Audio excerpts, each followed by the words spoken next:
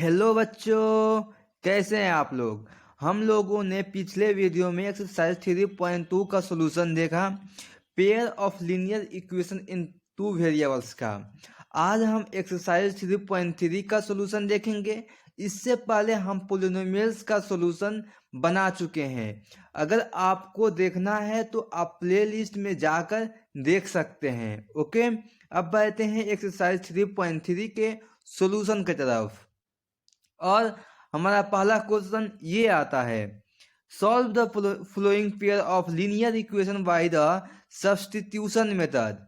तो जो linear equation दिया हुआ है यहाँ पे 6, उसको हमको सब्स्टिट्यूशन मेथड से सॉल्व करना है। सब्स्टिट्यूशन मेथड से हमको सॉल्व करना है। तो सबसे पहले हम आपको बता दें, सब्स्टिट्यूशन मेथड जो है वो क्या होता है। ओके, लेट्स मान लीजिए कि दो वेरिएबल दिया हुआ है। यहाँ पे कितना हुआ, x plus y equal to कितना है, 14 दिया हुआ है। किसी एक टर्म को दूसरे टर्म में ला देना। जैसे यहाँ पे एक्स है, एक्स को वाई के टर्म में लाना है। एक्स इज इक्वल टू हम लिख सकते हैं 40 माइनस वाई। तो इसको बोलते हैं, और एक्स का वैल्यू जहां पे हम पुट कर देंगे जिस सेकेंड इक्वेशन में, इसी को बोलते हैं सब्स्टिट्यूशन मेथड।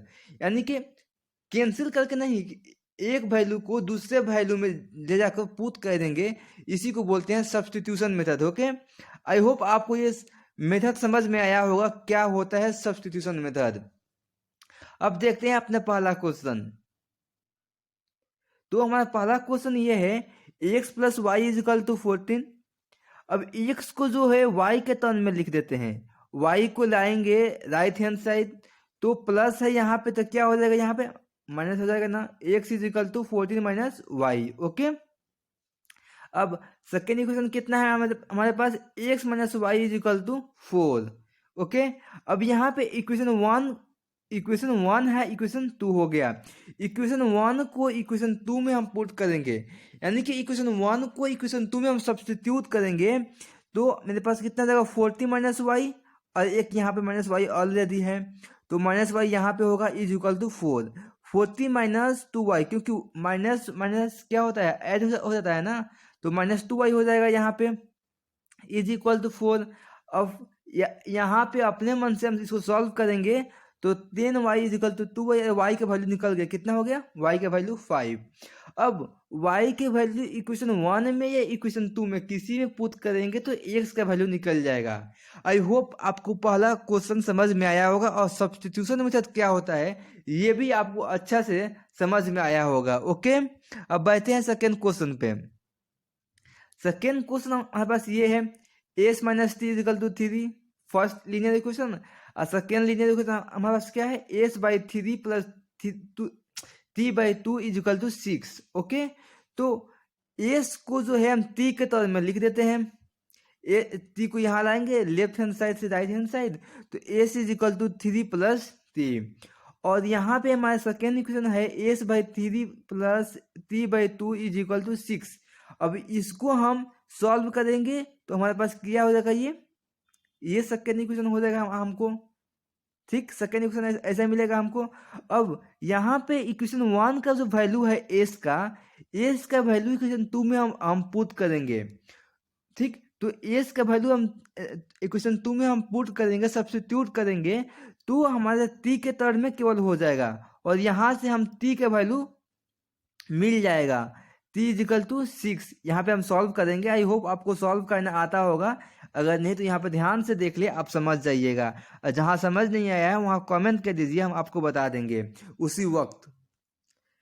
अब यहाँ पे टी का वैल्यू जो है इक्वेशन 1 में या इक्वेशन 2 में किसी में पुट करेंगे तो एस का वैल्यू कितना निकल जाएगा मेरे पास, 9। आई होप आपको इक्वेशन सोल्यूशन 2 भी समझ में आया होगा क्वेश्चन 1 का सब्स्टिट्यूशन मेथड से। ओके, अब बढ़ते हैं नेक्स्ट क्वेश्चन पे।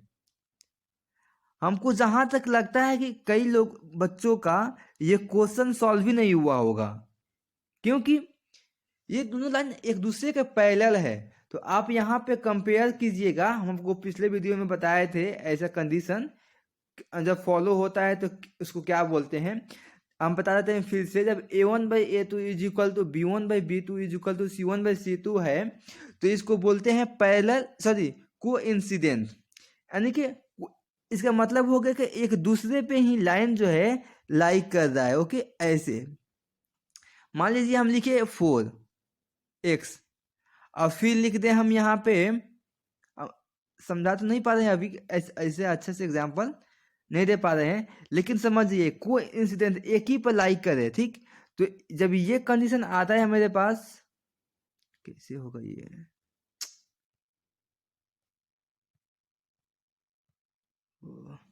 हाँ, तो क्या हो गया, ये कोइंसिडेंट हो गया कंडीशन हमारे हमको। तो therefore all point lying on the line, तो इस पे कोई भी पॉइंट जो लाइक करे, जो आपको दिमाग में आ रहा है वो सोचिए, वो पॉइंट इस दोनों इक्वेशन में लाइक करेगा, ठीक। हम एग्जांपल लिए हैं, x को 1 लिए है तो y 0 हो गया, x 2 लिए है तो y 3 हो गया। हाँ, कोई एक वैल्यू जो है x जो है इंडिपेंडेंट है, मतलब x का वैल्यू, किसी एक का वैल्यू आप अपने मन से रख सकते हैं। जब एक वैल्यू को आप अपने मन से रख दिए तो सेकेंड वैल्यू क्या हो गया, आपको डिपेंडेंट हो गया x पे। जो जितना x रखिएगा उस हिसाब से ही y का वैल्यू आएगा। ऐसा नहीं कि x कुछ भी रखिए y कुछ भी रखिए, नहीं, कोई एक वैल्यू रखिए x का, y का वैल्यू आपको निकल जाएगा। ओके, एक डिपेंडेंट है एक इंडिपेंडेंट है। ओके, आई होप आपको ये समझ में आया होगा। अब आते हैं अपने फोर्थ क्वेश्चन पे। तो फोर्थ क्वेश्चन जो है, हमको फर्स्ट इक्वेशन दिया हुआ है ऐसा, तो इसको हम x जब दिया हुआ है तो x को हम y के टर्म में कर लिए, यहाँ पे x को हम y के टर्म में कर लिए, यहाँ पे x is equal to 30 - 3y/2, यहाँ पे माइनस पॉइंट है, यहाँ पे पॉइंट है, यहाँ पे पॉइंट है, पॉइंट पॉइंट कैंसिल कर दिया हम, ठीक। तो हमारे x का वैल्यू यहाँ पे हमको निकल गया। अब हमको सेकेंड इक्वेशन दिया हुआ है पॉइंट के टर्म में ही। ओके, तो अब x का वैल्यू जो है, यहाँ पे जो x का वैल्यू हम निकाले हुए हैं,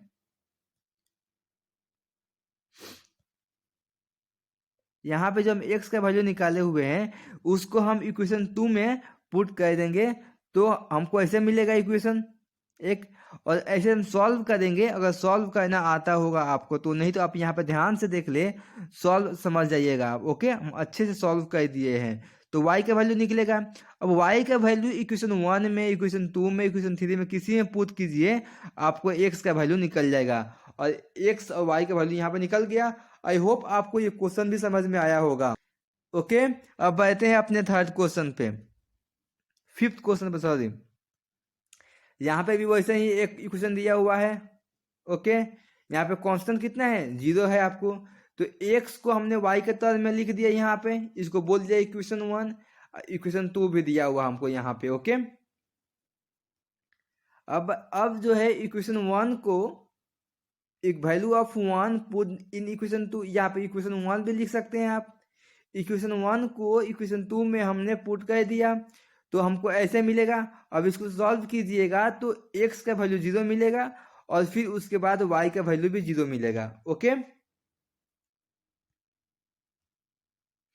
अब सिक्स्थ क्वेश्चन आता है, तो सिक्स्थ क्वेश्चन भी हमको दिया हुआ 3x/2 - 5y/3 इक्वल टू -2।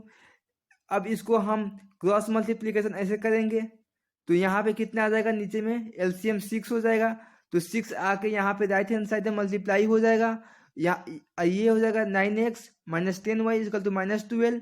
अब यहाँ पे x को y के टर्म में लिख दिया यहाँ पे, और इक्वेशन सेकेंड हमको यहाँ पे दिया हुआ है, ये सेकेंड इक्वेशन हो गया हमको। ओके, और यहाँ पे वैल्यू ऑफ x का value put in equation 2, equation 2 में हमने यहाँ पे पुट कर रहा है। ओके,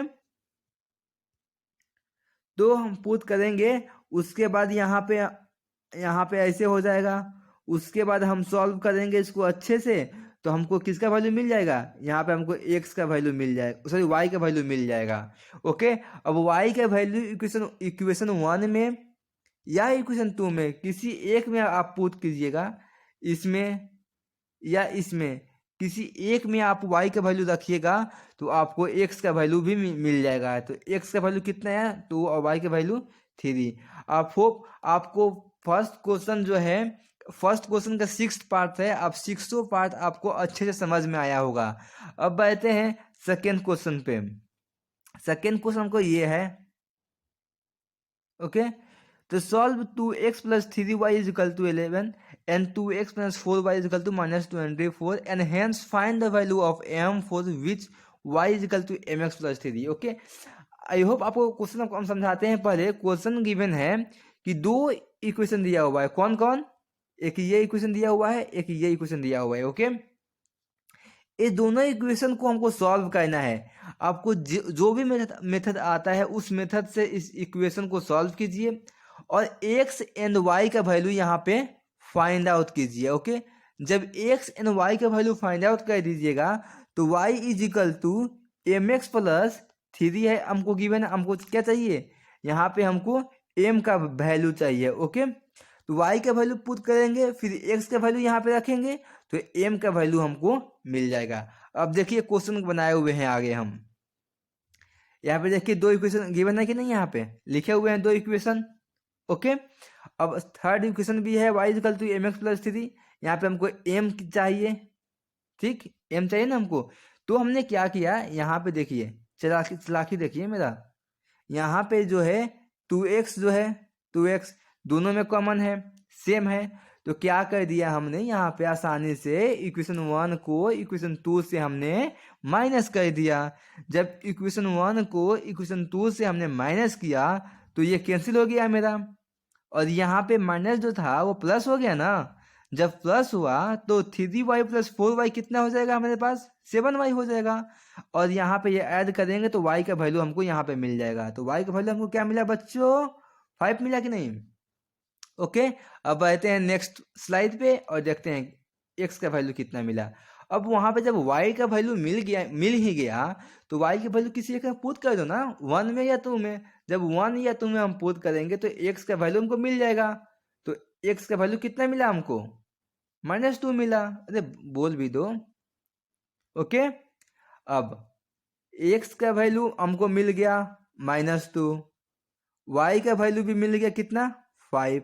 हमने क्या बताया था आपसे, y is equal to mx plus 3 में y का और x का वैल्यू पुट कीजिए, m का वैल्यू निकल गया कि नहीं, यहाँ पे m इज इक्वल टू -4। ये भी आसान क्वेश्चन था।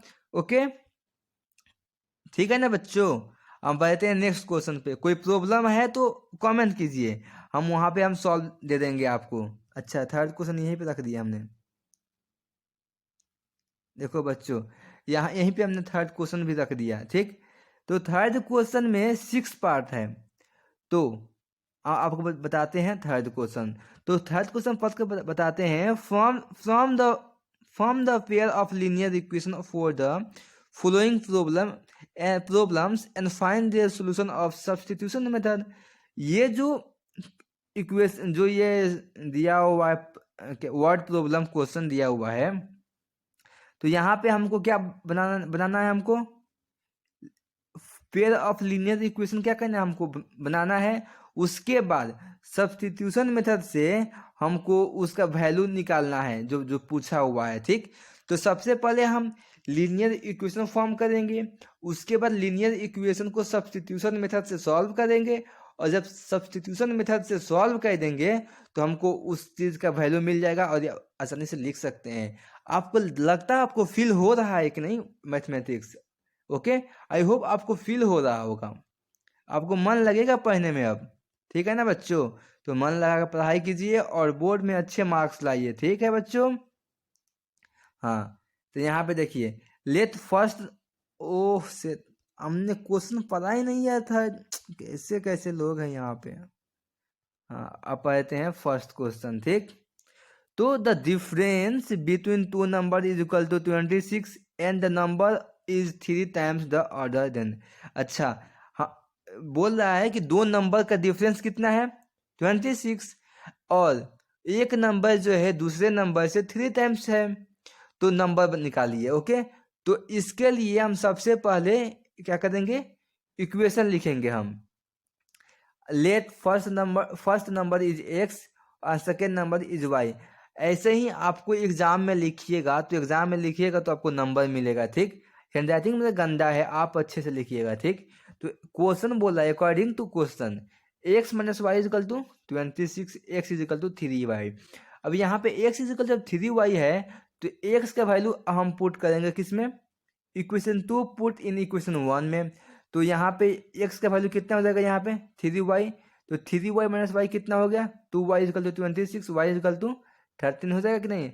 अब फ्रॉम इक्वेशन 2 में अगर जब हम y का वैल्यू हम 13 पुट करेंगे तो x का वैल्यू निकल जाएगा कि नहीं, 39। तो यहाँ पे हम निकल गया, फर्स्ट नंबर 30 हो गया और सेकेंड नंबर 39 हो गया, और सेकेंड जो एक नंबर है दूसरे नंबर से कितने टाइम्स है, 3 टाइम्स है कि नहीं। यहाँ पे क्रॉस चेक भी हो रहा है यहाँ पे। ओके, अब बढ़ते हैं सेकेंड क्वेश्चन पे, ठीक, थर्ड क्वेश्चन के सेकेंड पार्ट पे। हाँ, तो यहाँ पे है थर्ड क्वेश्चन का सेकेंड पार्ट।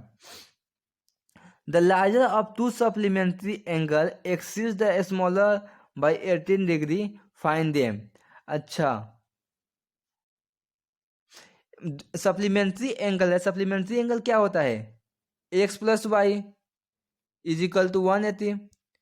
ओके, ये होता है ना। तो एक एंगल जो है दूसरे एंगल से 18 डिग्री ज्यादा है, तो x is equal to y plus 18, simple.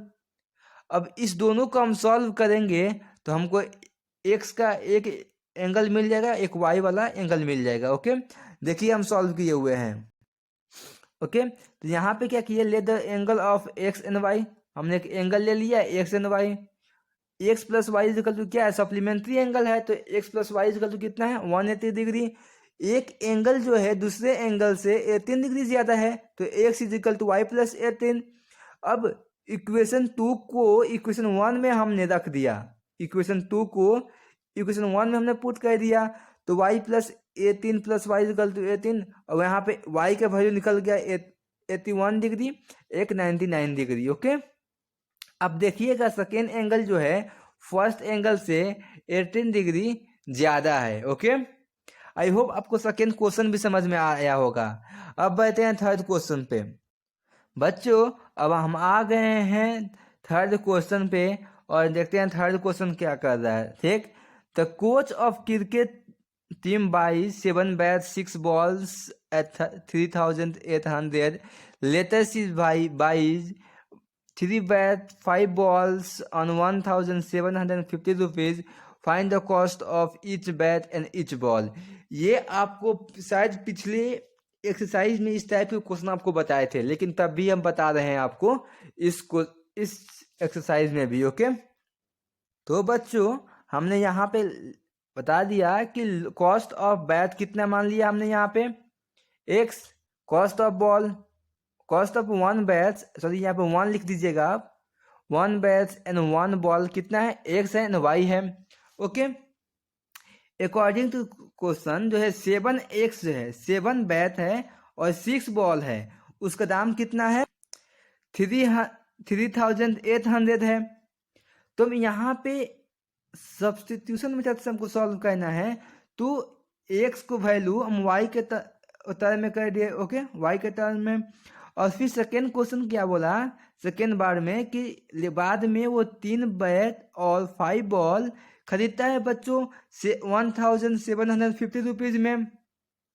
अब इक्वेशन 1 को इक्वेशन 2 में आप पुट कीजिएगा बच्चों, तो आपको ऐसा कुछ मिलेगा। ओके, अब इसको आप इस इक्वेशन को सॉल्व कीजिएगा। हमको पता है कि हमारे बच्चे जो है अब बना ले रहे होंगे ये इक्वेशन, ये सॉल्व कर रहे होंगे, सॉल्व कर लिए होंगे। ओके, पहले से ही। तो यहाँ पे y का वैल्यू मिल गया बच्चों 15। जब y का वैल्यू 15 मिल गया तो किसी एक में रख देंगे, इक्वेशन 1 में रखेंगे, इक्वेशन 2 में पुट करेंगे, तो हमको x का वैल्यू मिल जाएगा बच्चों, x इज इक्वल टू 500। तो हमको x क्या था, प्राइस ऑफ 1 बैट कितना मिल गया हमको, 500। प्राइस ऑफ 1 बॉल कितना हो गया, 50 रुपीज। ओके बच्चों, हमको लग रहा है कि आपको ये सोल्यूशन जो है अच्छे से समझ में आ रहा होगा। ओके बच्चों, अब बढ़ते हैं फोर्थ क्वेश्चन पे। देखिए अब आ गए हमने फोर्थ क्वेश्चन पे, तो फोर्थ क्वेश्चन हमने पढ़ते हैं, ठीक। The taxi charge in city consists of fixed charge together with the charge for the distance covered. For a distance of 10 kilometre the charge paid इतना for journey इतना and अच्छा। ये बता रहा है कि किसी शहर में, किसी टाउन में एक टैक्सी जो चलता है तो उस शहर का क्या है, एक फिक्स्ड चार्ज है। क्या है? फिक्स्ड चार्ज वो लगेगा इन सब पे। लेकिन उसके साथ ही जब वो 10 किलोमीटर चलता है, कितना 10 किलोमीटर, तो वो पेड कितना कहता है 105 रुपीज। जब वो 15 किलोमीटर चलता है, जब वो 15 किलोमीटर चलता है यहाँ पे, तो और वो पेड कितना कहता है 155। तो हमसे पूछ रहा है कि what are the fixed charge. तो फिक्स्ड चार्ज जो है कितना लग रहा है, और पर किलोमीटर से जब वो चल रहा है तो पर किलोमीटर वो कितना रुपीज दे रहा है, ये भी हमको बताना है। और साथ ही में how much does a person have to pay. अगर कोई आदमी जो है 25 किलोमीटर जाता है तो वो कितना पेड करेगा पैसा। ओके,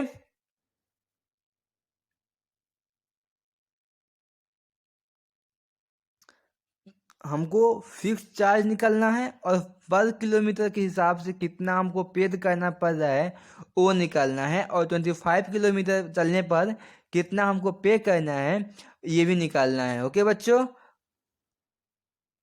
देखिए तो यहाँ पे हमने लेट कर लिया, एज्यूम कर लिया फिक्स चार्ज कितना है मेरे पास 100 रुपीज़, और पर किलोमीटर हम चार्ज जो पे कर रहे हैं वो वाई रुपीज़ है। तो एक्स तो लगेगा ही 100 रुपीज़ क्योंकि वो फिक्स है, और 10 किलोमीटर चलते हैं तो 10 into y is equal to हम इतना भी पे करते हैं। ओके, जब हम एक तो फिक्स चार्ज है एक्स, और 15 किलोमीटर चलते हैं तो हम पे करते हैं 155 रुपीज़। और फ्रॉम इक्वेशन 1 से इक्वेशन 1 को हम 10y को ले गए हैं राइट हैंड साइड, तो लिख दिए हैं x is equal to 105 minus 10y। Okay, अब इक्वेशन 3 को इक्वेशन 2 में पुट कीजिएगा, सब्स्टिट्यूट कीजिएगा, तो y का वैल्यू निकल गया। अब y का वैल्यू इक्वेशन 1 में या इक्वेशन 2 में पुट कीजिएगा तो x का वैल्यू निकल जाएगा बच्चों। तो यहाँ पे x क्या था, फिक्स चार्ज था, y क्या था, पर किलोमीटर चार्ज कितना लग रहा है। तो हम यहाँ से फाइंड आउट कर लिए कि फिक्स चार्ज जो है वो 5 रुपीज़ है, और 1 किलोमीटर का चार्ज जो है वो 10 रुपीज़ है। ठीक, अब हम यहाँ से निकाल सकते हैं कि 25 किलोमीटर के लिए कितना रुपीज़ लगेगा। तो 25 किलोमीटर के लिए एक्स लगेगा और प्लस 25y लगेगा। क्या समझ है एक्स क्यों लिखा है, एक्स यहाँ पे फिक्स चार्ज हो गया, और 25 इंटू वाई क्या है 1 किलोमीटर का चार्ज हो गया।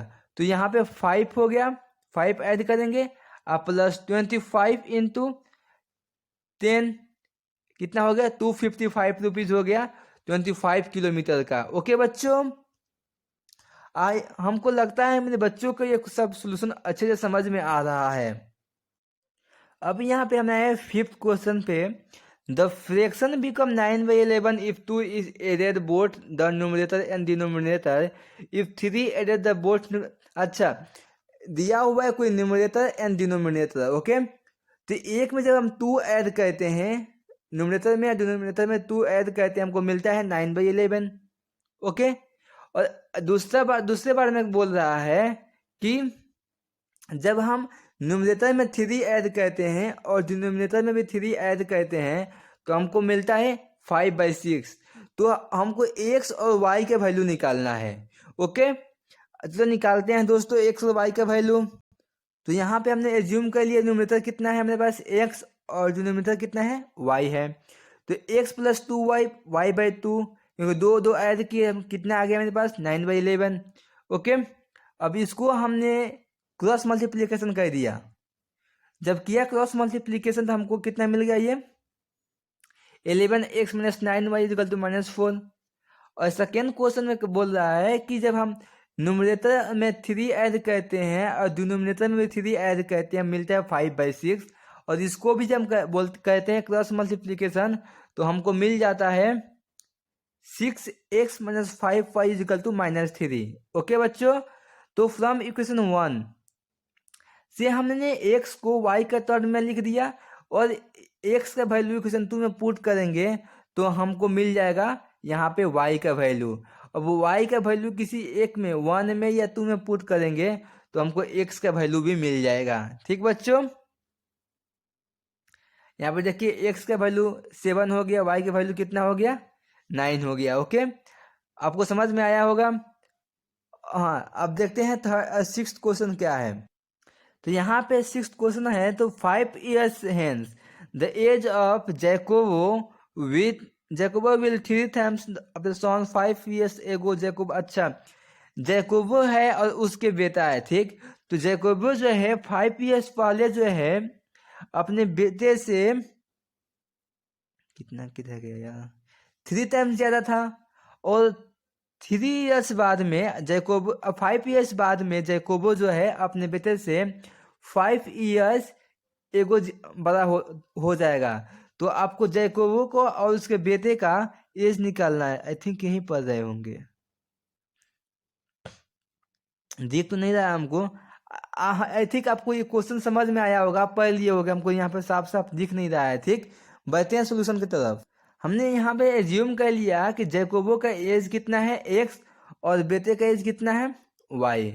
तो क्या बोला कि आज से 5 years बाद में कितना हो जाएगा, 3 times हो जाएगा। यहाँ पे x + 5 = 3 × y + 5, इसको सॉल्व करेंगे ये आ जाएगा इक्वेशन में, देखो मिलेगा।